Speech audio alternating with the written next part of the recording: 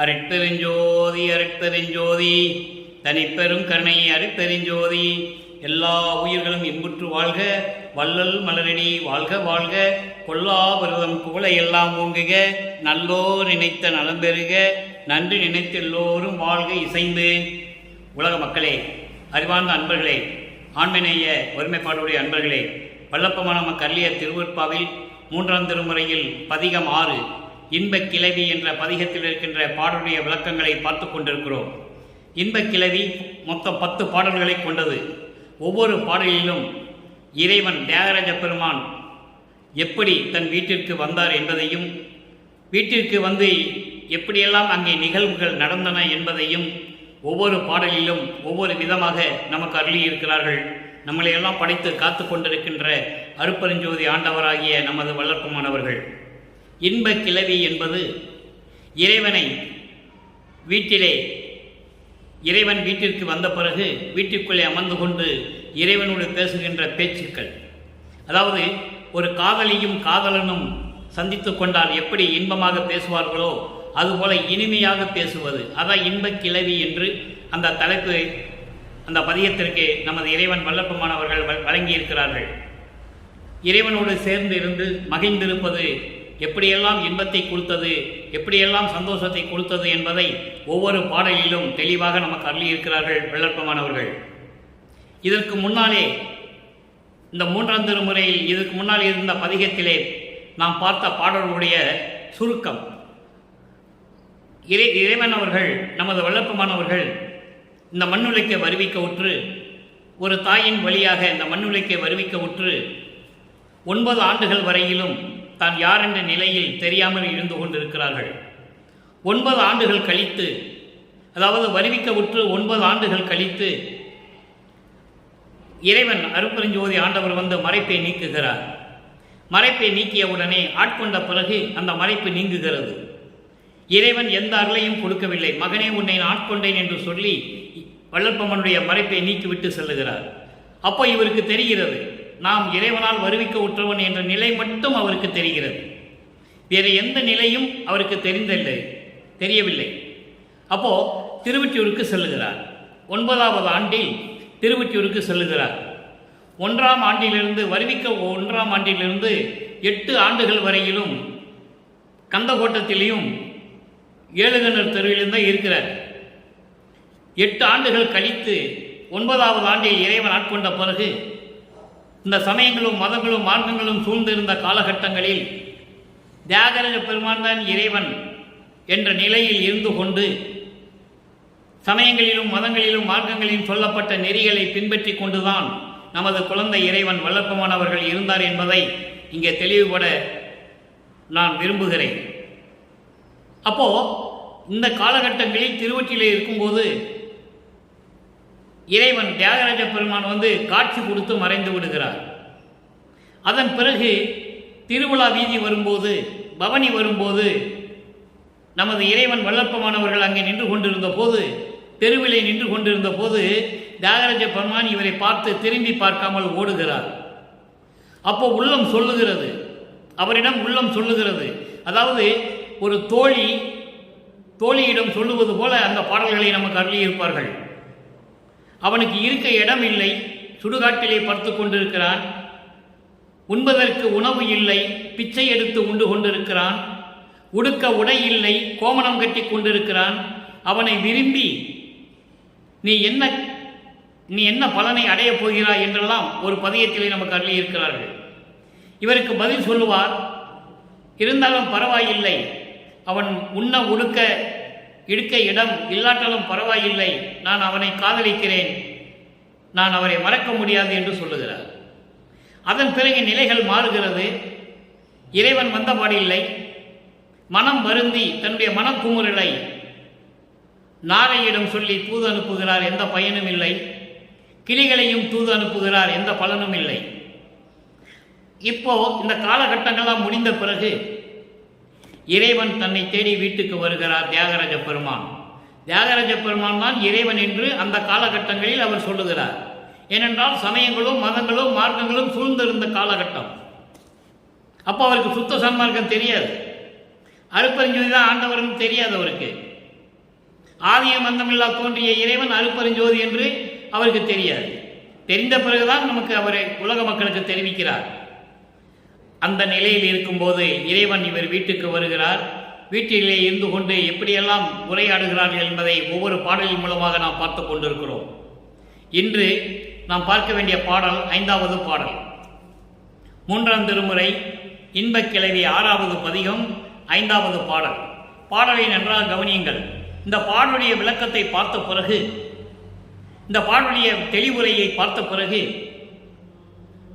சமரச சுத்த சன்மார்க்கத்தை பெற்ற பிறகு இறைவன் அருட்பெருஞ்சோதி என்றும் அவர் வடலூரில் இருக்கிறவர் என்றும் அதன் பிறகு எப்படியெல்லாம் அருளை பெற்றுக்கொண்டார் என்பதையும் நாம் பார்க்க போகிறோம். நன்றாக கவனியுங்கள். 5வது பாடல் இன்பக் கிளவி 6வது பதிகம். இளமே செறித்தார். பாடல் கடினமாக இருந்தால் கூட இறைவன் கொடுக்கின்ற விளக்கம் மிகவும் எளிமையாக இருக்கும். இளமே செறித்தார் தாயர் இனி என் செய்குவதென்று ஏற்றுவதற்கு நலமே தருவார் போல் வந்து தன்னலமே கொண்டு நலிவினார் கான். உளமே அணைய திருத்தோளார் ஒற்றுதியாக பெருமானார். வளமே வளம் என் அவலம் மாதே இனி என் வலுத்துவதே. இது பாடல். இன்னொரு முறை படிக்கிறேன், நல்லா கவனிங்க. பாடல் கஷ்டமாக தான் இருக்கும், புரியறதுக்கு ரொம்ப கஷ்டம்தான், ஆனால் விளக்கம் ரொம்ப எளிமையாக இருக்கும். வளமே செறித்தார் தாயர் இனி என் செய்குவதென்று இருந்த ஏற்கு நலமே தருவார் போல் வந்து என் நலமே கொண்டு நலிவினார் கான். தோழியிடம் சொல்லுகிறார். உள்ளத்தை தோழியாக வர்ணனை செய்து தன்னை ஒரு பெண்ணாக உருவகப்படுத்தி இறைவனை ஆணாக உருவகப்படுத்தி இந்த பாடலை நமக்கு அருளியிருக்கிறார்கள். உளமே அணைய திருத்தோளார் ஒற்றதியாக பெருமானார். வளமே வளம் என் அவலம் மாதே இனி என் வலுத்துவதே. இது பாடல். இந்த பாடலுக்கின்ற பதவுரை பாருங்க. இளமே செறித்தார். இளமே செறித்தார் என்பது என் வீட்டிற்கு வந்து தங்கினார். இறைவனை இவரை தேடி வீட்டுக்கு வராரு. நல்லா கவனிக்கணும். இதை யாரும் மக்களிடம் சொல்லலை. வளர்ப்பமானா சும்மா ஒரு சாமியாரு, அவர் ஒரு துறவி, அவர் ஒரு ஞானி, அவர் யோகி, சோறுபட சொன்னாரு, இப்படிதான் சொன்னாங்க. ஆனால் திருவெற்பாவில் அவர் எப்படியெல்லாம் பிரபஞ்சத்தின் உண்மைகளை கூறுகிறார் என்பதை ஒவ்வொரு பாடலிலும் நாம் காண முடியும். அந்த விளக்கத்தை பார்த்து கொண்டிருக்கிறோம். என் வீட்டிற்கு வந்து தங்கினார். இளமே செறித்தார் என்பது என் வீட்டிற்கு வந்து தங்கினார். தாயர் என்பது தாய் உள்ளம் கொண்டவர், தாய் உள்ளம் கொண்ட போன்று அன்பு உடையவர்.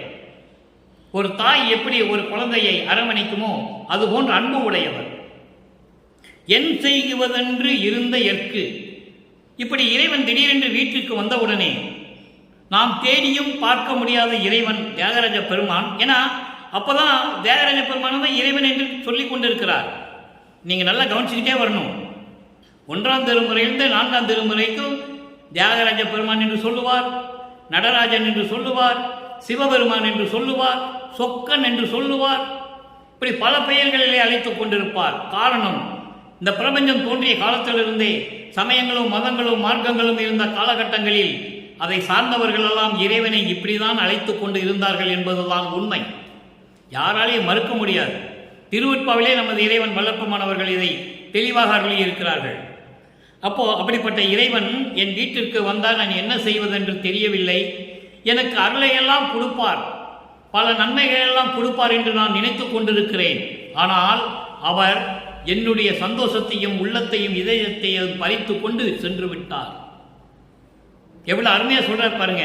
இங்கே பெண்ணாக உருவகப்படுத்தியதனால் என் பெண்மையை கவர்ந்து சென்று விட்டார் என்று சொல்லுவார். நல்லா புரிஞ்சுக்கணும் நீங்க. என் பெண்மையை கவர்ந்து சென்று விட்டார், சென்று நழுவி விட்டார் என்று சொல்லுவார். பெண்மை என்பது எனது உள்ளத்தையும் இதயத்தையும் என் அன்பையெல்லாம் பறித்து கொண்டு சென்று விட்டார் என்பது பொருள். உளமே அணைய திருத்தோளார். மலை போன்று உயர்ந்த சிறப்புடைய திரு தோள்களை கொண்டவர், புஜம் கொண்டவர், புஜம் இந்த தோள்களை கொண்டவர் திருவொற்றியூரில் இருக்கின்ற பெருமானார். அடுத்து சொல்றார் பாருங்க, வளமே வளம். அதாவது மன உறுதிதான் நமது பலம். அவர் என்னை வந்து சந்திக்கும் போது இதையெல்லாம் நான் விட்டு விட்டேன். இறைவனே வந்து விட்டான் என்று சொல்லி நான் ஏமாந்து விட்டேன் என்று சொல்லுகிறார். அப்படிப்பட்ட அந்த பலத்தை நான் பறிகொடுத்து விட்டேன். இது என்ன துன்பம் தோழி, என் தோழியே, நான் நீ எப்படி அவரை வணங்குவது, எப்படிதான் வணங்குவது என்று கேட்கிறார். தோழியிடம் கேட்கிறார், உள்ளத்திடம் கேட்கிறார். இது பதவுரை. இப்போ இந்த பாடலிய விளக்கத்தை பார்த்த பிறகு உலக மக்களுக்கு என்ன சொல்லுகிறார் என்பதை பார்க்கிறோம். ஏனென்றால் இறைவனை காதலனாகவும் தியாகராஜ பெருமானை காதலனாகவும் தன்னை காதலியாகவும் வர்ணனை செய்து இறைவன் வந்தவுடனே எப்படியெல்லாம் இன்பமாக இருந்தார்கள் என்பதை கூறுகிறார். அதை தோழியிடம் கூறுகிறார், உள்ளத்திடம் கூறுகிறார். முதல்ல அதை பார்ப்போம். அப்போ அந்த பாடலுடைய மைய கருத்து உலக மக்களுக்கு எப்படி தெரிவிக்கிறார் என்பதையும் சொல்ல வேண்டும். மலை போன்று உயர்ந்த அழகான தோள்களை உடைய திருவொற்றியூரில் இருக்கின்ற இறைவன் தியாகராஜ பெருமான். அவர் தாய் உள்ளம் கொண்டவர், அவ்வளவு அன்பானவர். அவர் இன்று என் வீட்டில் வந்து தங்கினார். தேடியும் பார்க்க முடியாத இறைவன் அந்த காலகட்டங்கள் மாறிய உடனே தியாகராஜ பெருமான் இவர் வீட்டுக்கு வராரு. நல்லா கவனிச்சுக்கணும். நீங்க வீட்டுக்கு வந்து தங்குகிறார். எனக்கு என்ன செய்வதென்று தெரியவில்லை. ஏனென்றால் நாம் தேடி பார்க்க தேடி விரும்பி தேடி போகியும் அவர் எனக்கு கிடைக்கவில்லை. தேடி தேடி போகிறேன், தெருவில் என்னை விட்டு ஓடுகிறார். அப்படிப்பட்ட இறைவன் வீட்டுக்கு வந்து விட்டார். வீட்டுக்கு வந்தவுடனே எனக்கு என்ன செய்வதென்று எனக்கு தெரியாமல் தயங்கி கொண்டிருந்தேன். எனக்கு எல்லா நன்மைகளையும் அருள்களையும் தருவார் என நான் நினைத்து கொண்டிருந்த போது அவர் என்னுடைய பெண்மையை பறித்து கொண்டு நழுவி விட்டார். பெண்மை என்று ஏன் சொல்லுகிறார் என்றால் இவரை ஒரு பெண்ணாக உருவகப்படுத்துகிறார். அதனால் பெண்மை என்று சொல்லுகிறார். பெண்மை என்பது பெண்ணாக உருவகப்படுத்தியதனால் சொல்லுகிறார். நல்லா கவனிக்கணும். நீங்க குழம்பியே அதாவது குழப்பமே இருக்கக்கூடாது. அப்போ இவர் தன்னுடைய சந்தோஷங்களையும் தன் இதயத்தையும் பறித்து கொண்டு நழுவி விட்டார் என்று சொல்லுகிறார். என் பெண்மையை பறித்து கொண்டு நழுவி விட்டார். பார்த்தாயா தோழி, உறுதிதான் பலம்.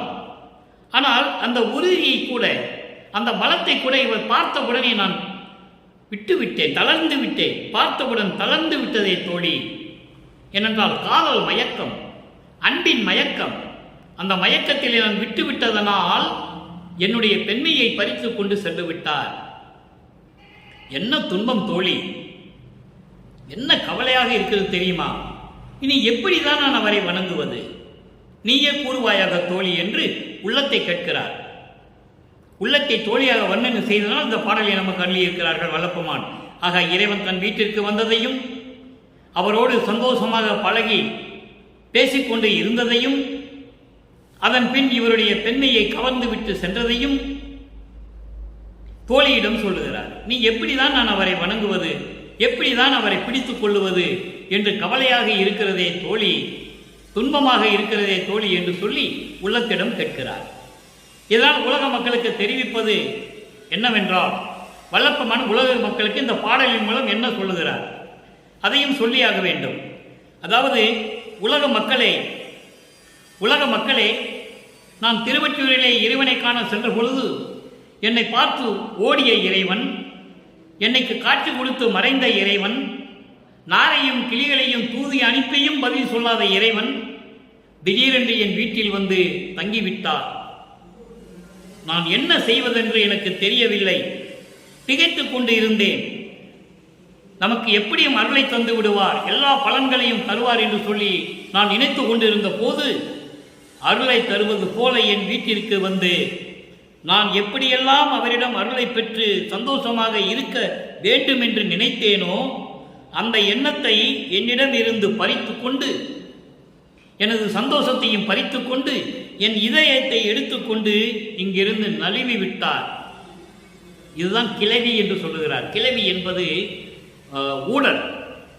ஒரு காதலனும் காதலியும் பேசிக்கொண்டால் எப்படி ஊடல் இருக்குமோ, எப்படி ஒரு அன்பு வெள்ளம் பெருக்கெடுத்து ஓடுமோ அது போன்று இருக்கிறது என்பதைத்தான் இன்ப கிளவி என்று சொல்லுகிறார். படித்துக் கொண்டு நழுவி போய்விட்டார். இந்த உறுதியான உள்ளம், எனது வலிமை படைத்த உள்ளம் அவரை பார்த்தவுடனே தளர்ந்து விட்டதே தோழி. உலக மக்களே, இப்படியெல்லாம் என்னுடைய உறுதியான பலம் வாய்ந்த அந்த வலிமையான உள்ளம் தளர்ந்து விட்டது. என் இதயத்தையெல்லாம் பறித்து கொண்டு சென்று விட்டார், என் சந்தோஷத்தையெல்லாம் பறித்து கொண்டு சென்று விட்டார் என்று சொல்லி உலக மக்களுக்கு தெரிவிக்கிறார். ஆக இறைவனை பார்த்தது, இறைவனோட சந்தோஷமாக இருந்தது, தியாகராஜ பெருமானோட இருந்தது எல்லாம் இங்கு உலக மக்களுக்கு தெரிவிக்கிறார். அப்போ அவர் சமயங்களையும் மதங்களையும் சார்ந்து இருக்கிறார் என்பது நீங்கள் புரிந்து கொள்ள வேண்டும். இப்போ அதே இறைவனை வடலூரிலே சத்தியஞான சபையிலே அருப்பெருஞ்சோதி என்று சொல்லுகிறார். இறைவனிடம் எப்படி முறையீடு செய்கிறார், முறையிட்டு பெற்ற பிறகு எப்படியெல்லாம் அருளை பெற்றுக்கொண்டார், இந்த சமயங்களும் மதங்களும் மார்க்கங்களும் தேவையில்லை என்பதை எப்படி கூறுகிறார் என்பதை நாம் விளக்கமாக பார்க்க போகிறோம். ஏனென்றால் இப்போ சமரச சுத்த சன்மார்க்க காலம் நடந்து கொண்டிருக்கிறது. சமயங்களும் மதங்களும் மார்க்கங்களும் சூழ்ந்த காலம் இல்லை, அதெல்லாம் ஒளிந்து விட்டது, மறைந்து விட்டது.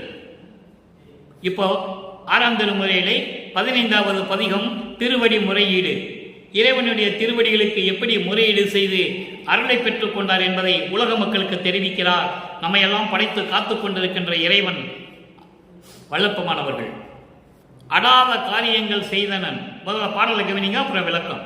அடாத காரியங்கள் செய்தனன் எனினும் அப்பா நின் அடியனேன் தன்னை விடாதவாறு அறிந்தே கழித்திருக்கின்றேன். விடுதியோ விட்டுடுவாயேன், உடாத வெற்றரை நேர்ந்து உயங்குவேன். ஐயோ உன் அருள் அடைய நான் இங்கே படாத பாடு எல்லாம் பட்டனன், அந்த பாடு எல்லாம் நீ அறியாயோ. இது பாடல். இப்போ அந்த பாடலுடைய விளக்கம் பாருங்க. நாம் சமயங்களிலும் மதங்களிலும் மார்க்கங்களிலும் சார்ந்திருந்த போது தேவையில்லாத காரியங்கள் தகாத செயல்கள் எல்லாம் நான் செய்தவன் என்றாலும் என் அப்பா நீ இந்த அடியனை விடாதவாறு அறிந்தே கழித்திருக்கின்றேன். நீ என்னை கைவிட மாட்டாய் என்று தெரிந்து கொண்டு நான் மகிழ்வோடு இருந்து கொண்டிருக்கிறேன். நீதானே என்னை சமயங்களிலும் மதங்களிலும் மார்க்கங்களிலும் இருக்க சொன்னாய், நான் இருந்தேன். அதற்கு பிறகு நீ தேவையில்லை என்று சொல்லுகிறாய், விட்டுவிட்டேன். அப்படி இருக்கும்போது நான் செய்த தகாத காரியங்கள், வீணான செயல்களெல்லாம் நான் செய்தவன் என்றாலும் கூட என்னை பெற்ற தந்தையே, அப்பாவே, நீ என்னை விடாதவாறு என்னை எப்படியும் கைவிட மாட்டாய் என்று தெரிந்து கொண்டு நான் மகிழ்வோடு இருந்து கொண்டிருக்கிறேன். நீ விட்டால் விடுவாயா? விடுதியோ என்னை விட்டு விடுவாயா? என்னை ஒதுக்கி விடுவாயா? என்னை புறந்தள்ளி விடுவாயா? அப்படி தள்ளிவிட்டால் உடாத வெற்றரை நேர்ந்து உயங்குவேன். வீணானவர்களோடு, தீயவர்களோடு, தீய காரியங்கள் செய்வர்களோடு சேர்ந்து நான் துன்பப்படுவேன். உடாத வெற்றரை நேர்ந்து, நீ என்னை கைவிட்டால் பிறகு நான் எங்கு போக முடியும்? வீண் செயல்களை செய்து கொண்டு, தகாத செயல்களை செய்து கொண்டு, தீங்குகளை செய்து கொண்டிருக்கின்றவர்களோடு சேர்ந்து நான் துன்பப்படுவேன். அதனால் என்னை விட்டு விடாதே. ஐயோ உன் அருள் அடைய நான் இங்கே படாத பாடு எல்லாம் பட்டனன். உன்னால் இந்த மண்ணுலக்கு வருவிக்க உற்று சமயங்களிலும் மதங்களிலும் மார்க்கங்களிலும் இருந்து கொண்டு நான் பட்ட துன்பங்கள் அதெல்லாம் போதாதா? போதுண்டா சாமி, என் அப்பா, என் ஐயனே, அந்த பாடு எல்லாம் நீ அறியாயோ? உனக்கு தெரியுமே, தெரிந்ததுதானே என்னை ஒதுக்கி விட்டு நீ ஓடினாய், என்னை நீ கண்டுகொள்ளவே இல்லை என்று சொல்லி இந்த பாடலை நமக்கு அருளியிருக்கிறார்கள். எவ்வளவு அற்புதம் பாருங்க. அடுத்து பதிகம் 21 சுத்த சன்மார்க்க வேண்டுகோள். வேண்டுகோள்ல பாருங்க, சுத்த சன்மார்க்க வேண்டுகோள். அதை நீங்க புரிஞ்சுக்கணும். சமயங்களும் மதங்களும் மார்க்கங்களும் சாராத ஒரு வேண்டுகோள், சுத்த சன்மார்க்க வேண்டுகோள். 5வது பாடல். 6வது பதிகத்திலே 3ஆம் திருமுறையில் இருக்கின்ற இன்பக் கிளவியினுடைய 5வது பாடலுக்கு 6ஆம் திருமுறையிலே 21வது பதிகத்திலே சுத்த சன்மார்க்க வேண்டுகோளிலே 5வது பாடல். அரசை நான் வேண்டுதல் கேட்டு அருள் புரிதல் வேண்டும், அருப்பெருஞ்சோதியை பெற்றே அகமகிழ்தல் வேண்டும். எளிமையான பாடல். அருளாட்சி செய்து கொண்டிருக்கின்ற, பிரபஞ்சத்தை அருளாட்சி செய்து கொண்டிருக்கின்ற என் இறைவனை நான் வேண்டுவதை எல்லாம் கேட்டு நீ அருள் கொடுக்க வேண்டும். அருப்பெருஞ்சோதியை பெற்று நான் உள்ள மகிழ்தல் வேண்டும். வரை சேரியும் உலகமும் ஓர் ஒழுக்கம் உருள் வேண்டும். இந்த பிரபஞ்சத்திலே சொல்லப்பட்ட, வரையறைக்கப்பட்ட எந்த உலகமாக இருந்தாலும் சரி, சுத்த சன்மார்க்கத்தில் இருந்து கொண்டு செயல்பட வேண்டும். சுத்த சன்மார்க்கத்தில் சேர்ந்து ஒழுக்கம் உறல் வேண்டும். சுத்த சன்மார்க்கத்தில் இருந்தால் தான் ஒழுக்கம் வரும். கொலையும் புலையும் தவிர்க்க முடியும். நான் சமயங்களில் இருக்கின்றவன், மதங்களை சார்ந்தவன், மார்க்கங்களை சார்ந்தவன் என்று சொன்னால் ஒழுக்கம் வராது. அவன் கொலையும் புலையும் விட மாட்டான், உயிர்களை கொலை செய்வதை விட மாட்டான், புலால் சாப்பிடுவதை விட மாட்டான். ஆனால் சுத்த சன்மார்க்கத்தில் இருந்தால் அதை நினைக்கவே முடியாது. அதனால்தான் எவ்வுலகமும் இந்த பிரபஞ்சத்தில் வரையறைக்கப்பட்ட எல்லைக்கு உட்பட்ட எல்லா உலகங்களும் சுத்த சன்மார்க்கத்தில் இருந்து கொண்டு ஒழுக்கம் உறல் வேண்டும், அந்த ஒழுக்கத்தில் இருக்க வேண்டும். மடிந்தாரை மீளவும் நான் வருவித்தல் வேண்டும். ஏற்கனவே நான் கூறியது போல சுத்த சன்மார்க்கத்தை தெரியாமல், ஏனென்றால் 4 யுகங்களிலும் சுத்த சன்மார்க்கம் யாருக்குன்னு தெரியாது. கிரேதயுகம், திரேதயுகம், துவாரயுகம், கலியுகம், 4 யுகத்திலும் சுத்த சன்மார்க்கத்தை பற்றி யாருக்கும் தெரியாது. அப்போ அவர்கள் இறந்த ஆன்மாக்கள் எல்லாம் இருக்கும். அந்த ஆன்மாக்களை எழுப்பி திருப்பி அவங்களுக்கு உயிர் கொடுத்து ஒரு பிறவி கொடுத்து இந்த மண்ணுலைக்கு வருவிக்க செய்து மனிதனாக பிறக்க வைத்து அவனுக்கு சுத்த சன்மார்க்கத்தை சொல்லிக் கொடுக்க வேண்டும்.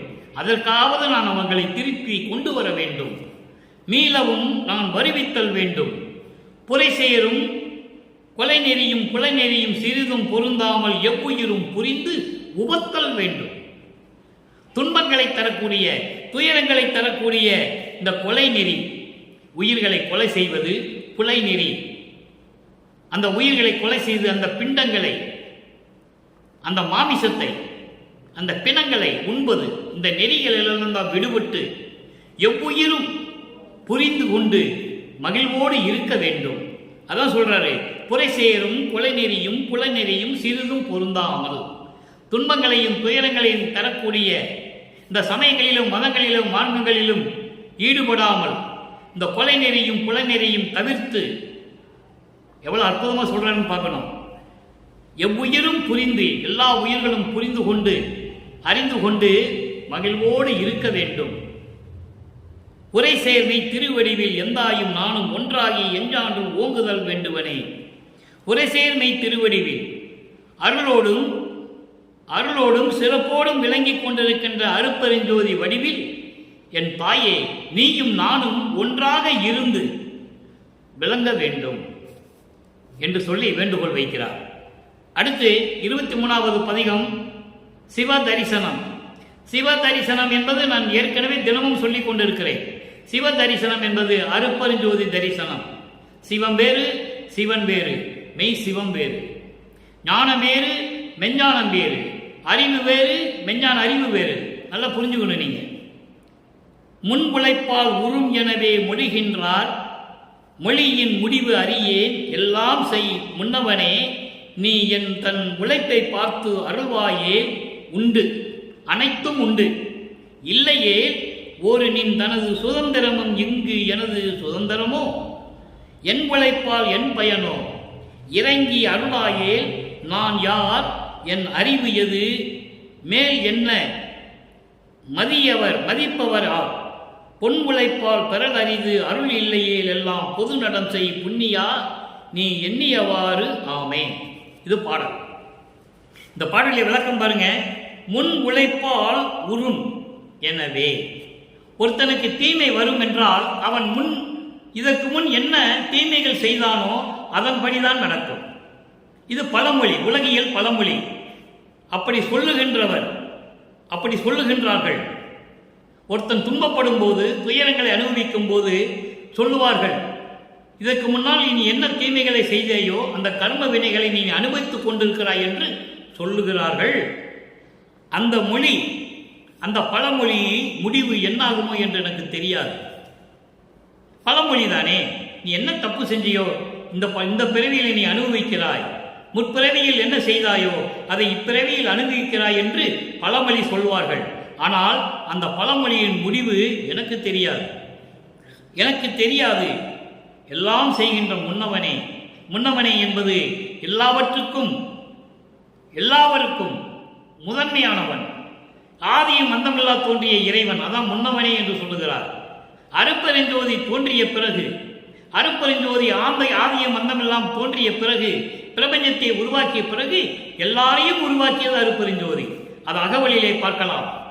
பிரம்மன் முதல் பிரம்மன், திருமால், ருத்திரன், மகேஸ்வரன், சதாசிவம் எல்லாவர்களையும் படைத்தது அருப்பெருஞ்சோதி. சிருட்டி தலைவரை சிருட்டி அண்டங்களை அருள் திரள் வகுத்த அருட்பெருஞ்சோதி. இப்படி 5 பேரையும் சொல்லுவார். எல்லா உயிர்களையும் படைத்தது அருட்பெருஞ்சோதி. எல்லாவற்றையும் அகவலிலே சொல்லுவார். நீங்கள் அகவலிலே தெரிந்து கொள்ளலாம். அப்படி என் உழைப்பை பார்த்து அருள்வாயேல் உண்டு அனைத்தும். என்னுடைய உழைப்பை பார்த்து உன்னால் இந்த மண்ணுலக்கு வரிவிக்க உற்று மதங்களிலும் சமயங்களிலும் மார்க்கங்களிலும் ஈடுபட செய்து அதன் பின் இதெல்லாம் பொய் என்று எனக்கு அறிவித்து நானும் அதிலே விட்டுவிட்டு நான் எப்படியெல்லாம் இருக்கிறேன், எப்படியெல்லாம் துன்பப்பட்டேன் என்று நீ அறிந்து அருள வேண்டும். அப்படி நீ அருளினால் எல்லாம் உண்டு எனக்கு, எல்லாம் உண்டு எனக்கு. இல்லை என்றால் நின்னன் சுதந்திரமே இங்கு எனது சுதந்திரமோ? உன்னுடைய சுதந்திரம் தானே என்னுடைய சுதந்திரமோ? என் உழைப்பால் என் பயனோ இல்லை. என்னுடைய உழைப்பால் எதுவும் இல்லை. என்னுடைய செயல்களால் எதுவும் நடக்கப் போறதில்லை. எல்லாமே உன் செயல். இறங்கி அருளாயே. என் மீது தயவு கூர்ந்து நீ அருளாவிட்டால் நான் யார்? என்ன அறிவு என என்னுடைய அறிவு? என்னை யார் என்னை யாரு மதிப்பார்? இந்த பிரபஞ்சத்திலே யார் என்னை மதிப்பார்கள்? என்னை புறந்தள்ளிவிட்டால், என் மீது இரக்கமும் தயவும் காட்டாவிட்டால் நான் யார் என்று கூட யாருக்கும் தெரியாது. என் அறிவு என்ன என்பது கூட எனக்கு தெரியாது. என்னை யார் மதிப்பார்கள்? பொன் உழைப்பால் பெறல் அரிது. பொன்னை விட பெறுவதற்கு, தங்கத்தை விட, பொன்னை விட, எல்லா செல்வங்களையும் விட பெறல் அரிது உன்னுடைய அருள். எதற்கு ஒப்பானதல்ல. அப்படிப்பட்ட அரிதற்குரிய உன்னுடைய அருளை எனக்கு அருள வேண்டும், அருள வேண்டும். இல்லையே நான் என்ன செய்வேன்?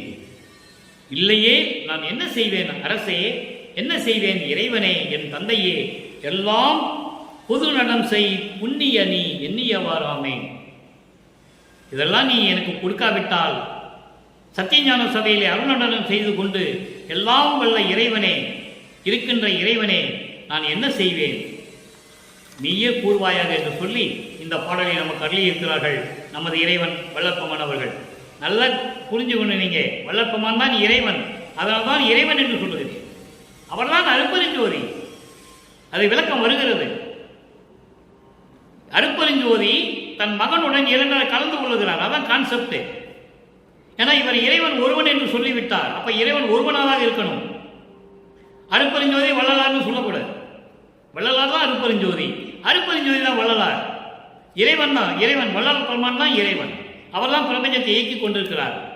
மகனை என்று மணிமணி சூட்டி நீயே விளையாடுகை என்று சொல்லிவிட்டார் அருட்பெருஞ்சோதி. அப்ப இறைவன் யாரு? வல்லப்பெருமான். நல்லா கவனிச்சுக்கணும் நீங்க. ஆனால் வல்லப்பெருமான் என்ன சொல்றாரே, தந்தைக்கு, மகன் தந்தைக்கு செய்விட்டார். தந்தை மகனுக்கு ஆற்றும் உதவி நடந்து விட்டது. ஆனால் மகன் தந்தைக்கு என்ன செய்ய வேண்டும்? அதனால் சொன்னார், இறைவன் ஒருவனே, அவர் இயற்கை உண்மை விளக்க கடவுளாகிய அருட்பெருஞ்சோதி என்று சொன்னார். இது மகன் தந்தை காற்றும் உதவி. தந்தை மகனுக்கு உதவி செய்து விட்டார், இறைவனாக்கி விட்டார். ஆனால் மகன் தந்தையை விட்டுக் கொடுக்க மனம் இல்லை. அதனால் அருட்பெருஞ்சோதி தான் இறைவன் என்று சொல்லுகிறார். நீங்க புரிஞ்சுக்கணும். மதங்களிலும் மார்க்கங்களிலும் சமயங்களிலும் சிவபெருமான் என்று சொன்னார்கள். சிவபெருமான் யார்? அவன் சமயங்களை சேர்ந்தவன், சைவ சமயத்தை சேர்ந்தவன். மதங்களையும் மார்க்கங்களையும் சார்ந்து இருக்கின்றவன். அந்த சங்கற்ப விகற்பங்களுடைய வழிபாட்டுகளை ஏற்றுக்கொண்டவன். அருட்பெருஞ்சோதி ஏற்றுக்கொள்ள முடியாது. அபிஷேகத்தை ஏற்றுக்கொள்ள முடியாது. அர்ச்சனையை ஏற்றுக்கொள்ள முடியாது. நல்ல நேரங்கள் கெட்ட நேரங்கள் என்பதை ஏற்றுக்கொள்ள முடியாது. விபூதி பூசிக்கொண்டு தேங்காய் உடைச்சி மொட்டை அடித்து காது ஊட்ட முடியாது. அதனால்தான் இவருக்கு காது ஊற்றி கடுக்கான் போட்ட போது, நான் காது ஊற்றி கடுக்கான் போட்டாங்க, நான் கழுத்த மாட்டேன், நீ தான் கழட்டணும்னு சொன்னவர். அதனால்தான் திருடன் வேடத்தில் இறைவனை போய் காது கடுக்கானை கழட்டுகிறார். அது அவருக்கும் தெரியும். அவர் கடுக்கானை கழட்டும் போது திருப்பி படுத்துக்குவார். ஏன்னா அந்த காதலையும் கழட்டணும் இல்லை. தந்தைக்கு தெரியும் அருட்பெருஞ்சாண்டவருக்கு இவன் நாடகம் ஆடுகிறான் என்று தெரியும். அவருக்கும் தெரியும் கடுக்கான் கழுத்துவது அருட்பெருஞ்சோதி ஆண்டவர் தன் அப்பா தான் வந்து கழுத்துறான்னு அவருக்கும் தெரியும். இது இறைவனுடைய விளக்கம், இறைவன் உணர்த்திய விளக்கம். நல்லா புரிஞ்சுக்கணும் நீங்க. அப்போ அந்த அப்படிப்பட்ட இறைவன் அருட்பெருஞ்சோதி ஆண்டவர். பாருங்க, அருள் விளக்க மாலை 37வது பதிகம் 65வது பாடல். 3ஆம் திருமுறையிலே 6ஆம் பதிகத்தில் இருக்கின்ற 5வது பாடலுக்கு அங்கே அருளை எதுவும் பெற முடியாது. வந்து பேசிட்டு இருக்காங்க, அவ்வளவுதான். இறைவனும் இவரும், தியாகராஜ பெருமானும் இவரும் பேசிட்டு இருக்காங்க. சமயத்தை சேர்ந்த இறைவன் இவரோட பேசிட்டு இருக்காங்க, அவ்வளவுதான். ஆனால் அருளை பெற்றுக்கொண்டது, சுத்த சன்மார்க்கத்தை பெற்றுக்கொண்ட பிறகு எப்படி சொல்றாங்க அப்ப நீங்க பார்க்கணும்.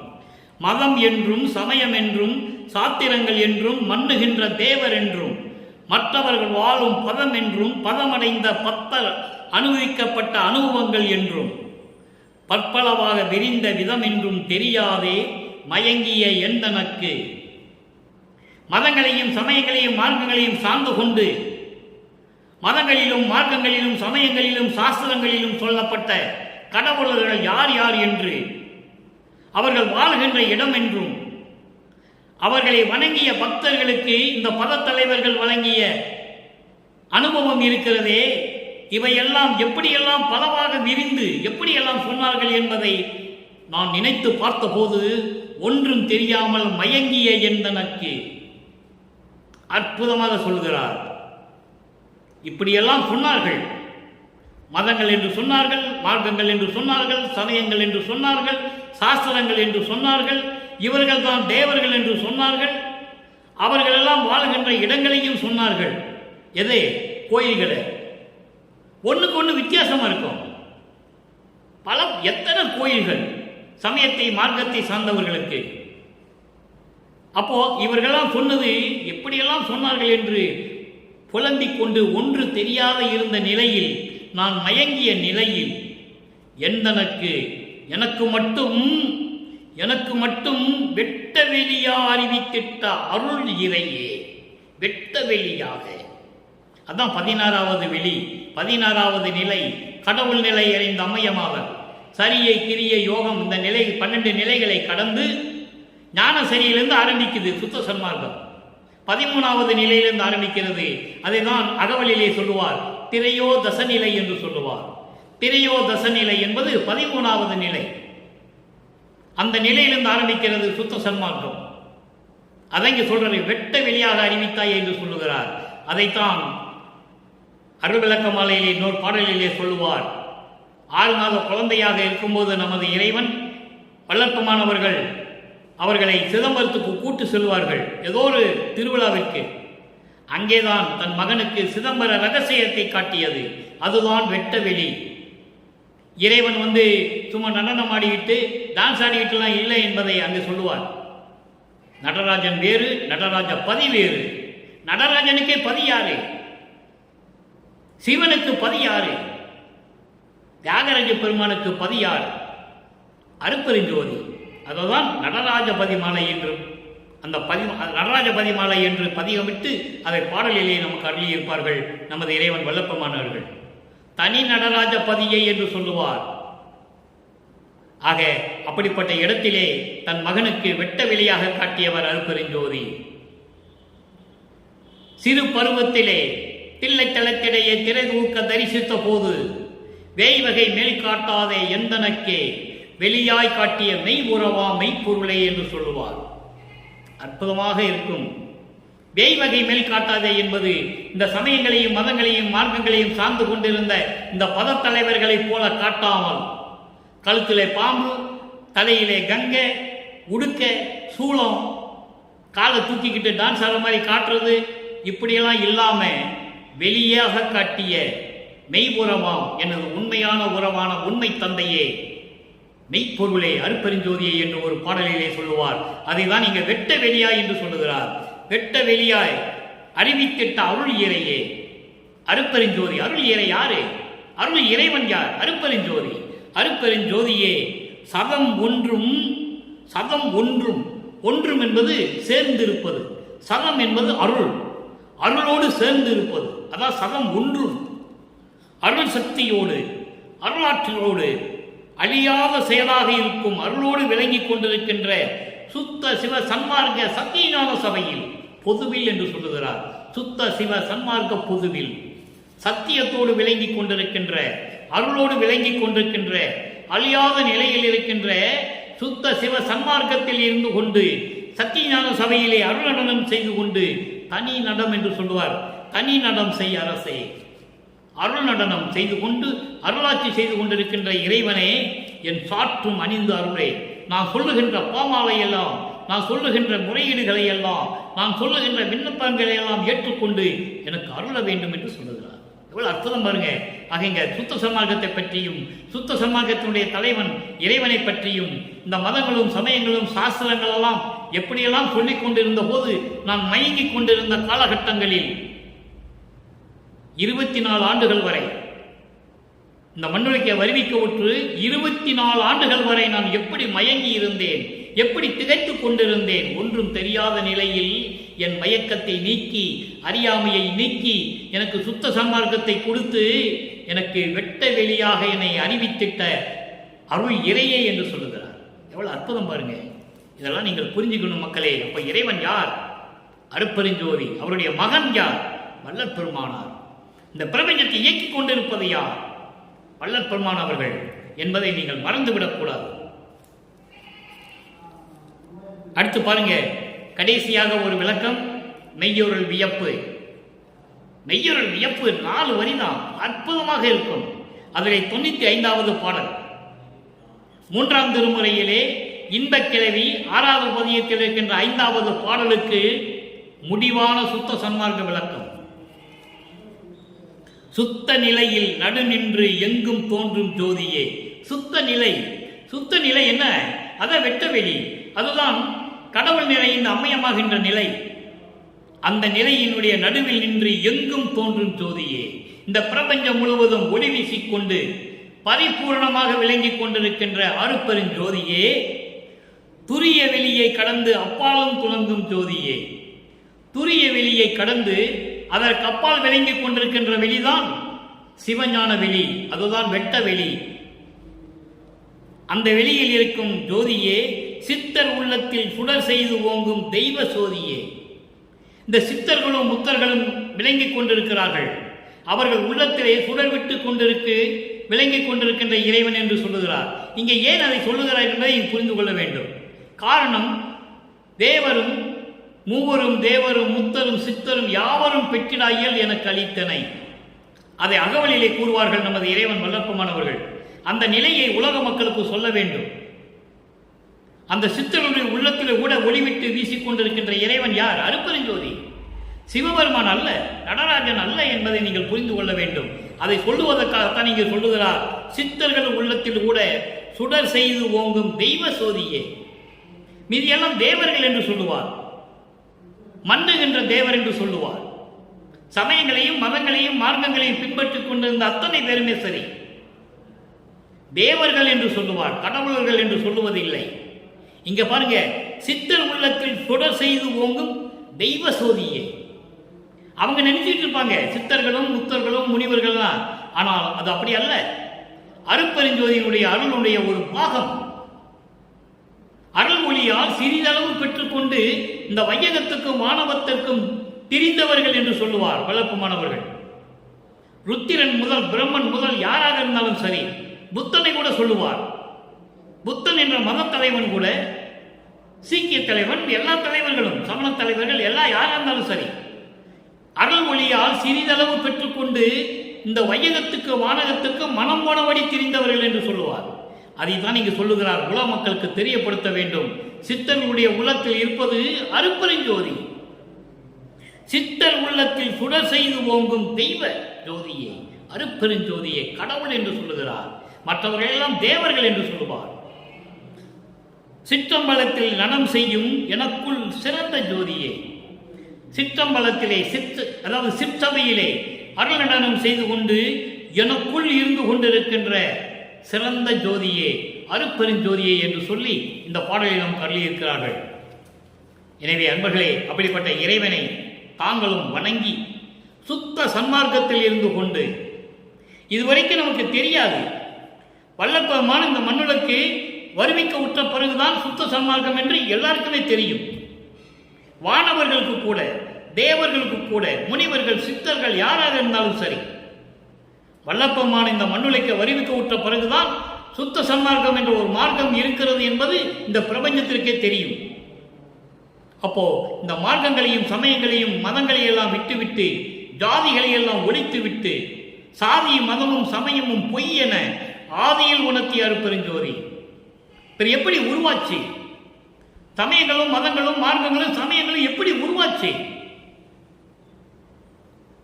அந்த தலைவர்கள், சமய தலைவர்கள், மத தலைவர்கள், மார்க்கங்களின் தலைவர்கள் உருவாக்கி விட்டார்கள். ஜாதிகளை உருவாக்கி விட்டார்கள். அந்த காலத்திலே உண்டு. மன்னர்களுடைய அரண்மனையில் இருந்து எந்தெந்த ஜாதி எவ்வளவு தூரத்தில் இருக்க வேண்டும் என்று சாணக்கியன் உருவாக்கிவிட்டான். சாஸ்திரங்களை உருவாக்கிவிட்டான். வண்ணான் அரண்மனையிலிருந்து இவ்வளவு தூரத்தில் இருக்கணும், சக்கிலியன் இவ்வளவு தூரத்தில் இருக்கணும், அரண்மனை சில வேலையாட்கள் இவ்வளவு தூரத்தில் இருக்கணும். உருவாக்கியது சாணக்கியன். எனவே அப்படியெல்லாம் நிலைகளெல்லாம் மாறி அதெல்லாம் வேண்டாம் என்று சொல்ல வேண்டும். அதற்காகத்தான் இந்த நிலைகளெல்லாம் உருவாச்சு. அப்போ நம்மளும் சமரச சுத்த சன்மார்க்கத்தில் இருந்து கொண்டு ஒரே இறைவன் அருட்பெருஞ்சோதி ஆண்டவர், அவன் ஜோதி வடிவில் இருக்கிறான். மண்ணகல் விளக்கிலே ஜோதி ஏற்றி அதன் முன்னால் அமர்ந்து கொண்டு ஞானசரியை படிக்க வேண்டும். ஞானசரியை தான் மரணமில்லா பெருவாழ்வை கொடுக்கக்கூடியது. அங்கதான் எல்லா உண்மைகளும் வல்லற்பமான் சொல்லுகிறார். நினைந்து நினைந்து, உணர்ந்து உணர்ந்து, நெகிழ்ந்து நெகிழ்ந்து, அன்பு நிறைந்து நிறைந்து, ஊற்றலும் கண்ணீர் அதனால் உடம்பு நனைந்து நனைந்து. இறைவனை எப்படி கூப்பிட சொல்றார்? அருள் அமுதே, நன்னிதியே, நடத்தரசே, என் உரிமை நாயகனே என்று வணைந்து வணைந்து ஏற்றுதனாம் வம்பின் உலகியே. இப்படிதான் நாம் வணங்க வேண்டும். வாருங்கள் என்று சொல்லுகிறார். வம்பின் என்றால் வாருங்கள், உலக மக்களே வாருங்கள், மரணமில்லா பெருவாழ்வில் வாழ்ந்திடலாம் கண்டீர். புனைந்துரையேன், பொய் புகழேன், சத்தியமே சொல்லுகின்றேன். பொற்றவையில் சிற்றவையில் புகுந்தருணம் இதுவே. உலக மக்களுக்காக இறைவனே சத்தியம் செய்கிறார். காரணம், உலக மக்கள் அறியாமையில் இருந்து கொண்டிருக்கிறார்கள். இறைவன் யார் என்ற தெரியாத நிலையில் இருந்து கொண்டிருக்கிறார்கள். உண்மை இயற்கை உண்மை விளக்க கடவுளாகிய அருட்பெருஞ்சோதி ஆண்டவரை யார் என்று தெரியாமல் இருந்து கொண்டிருக்கிறார்கள் என்றுதான் அந்த பாடலிலே நமக்கு அருளியிருக்கிறார்கள். அதனால் உலக மக்களுக்காக இறைவனே சத்தியம் செய்கிறார். அதான் பெரும் சிறப்பு. ஞானசரியினுடைய பெரும் சிறப்பை தான் அங்கேதான் சொல்லுகிறார். குறித்த மதமும் சமயம் எல்லாம் பொய்யே, அவற்றில் புகுதாதீர், சிவம் ஒன்றே பொருள் என கண்டறிவேன். பொருள் என்றால் இறைவன், சிவம் என்றால் அருட்பெருஞ்சோதி ஆண்டவர். எனவே மக்களே, அப்படியெல்லாம் இறைவனை வணங்கி இறைவனுடைய அருளையும் செல்வங்களையெல்லாம் பெற்றுக்கொண்டு இந்த வையகத்திலே நீங்கள் நோயற்ற வாழ்வில் வாழ வேண்டும் என்று அருட்பெருஞ்சோதி ஆண்டவரை வணங்கி அவருடைய தயவையாலையும் கருணையாலையும் இதையெல்லாம் சொல்லி இந்த வள்ளலார் ஊழியர் விடைபெறுகிறேன். மீண்டும் நாளை சந்திப்போம். நன்றி, வணக்கம். அருட்பெருஞ்சோதி அருட்பெருஞ்சோதி, தனிப்பெரும் கருணை அருட்பெருஞ்சோதி.